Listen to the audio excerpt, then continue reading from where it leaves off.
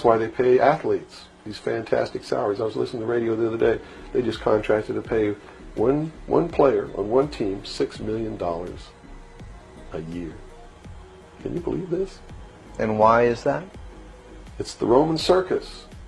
What does the emperor do when the people become restive, and when the people are asking questions, and when the people don't like the policies of the emperor?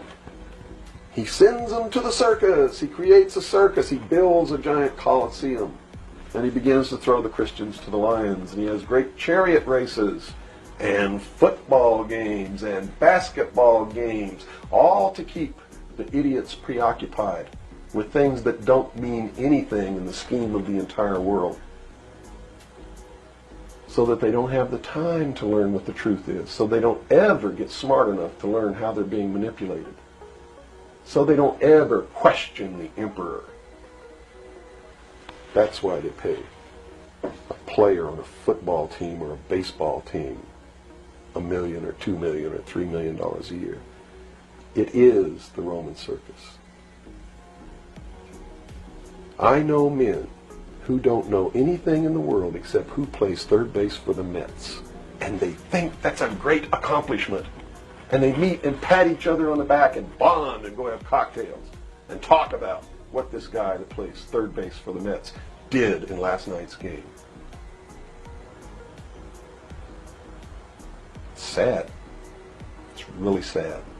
Is there any room in a kind of society where these manipulations are not taking place for this type of entertainment, or any type of entertainment at all? If people understand that a game is a game, if people understand that nobody, no matter what they do, is worth paying $2 or $3 million a year for, people should be able to get rich if they want to, by the sweat of their individual labor, okay? By going out and doing something for the world. Not by taking people's minds away from the emperor. It's a game. Football's a game. Football's a game. But let me tell you something.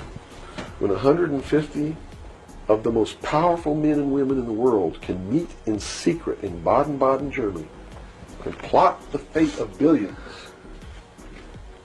and nobody even cares about it, but 6 football players go to lunch together, and it's in the headlines across the country, you have a reflection of the society in which that exists.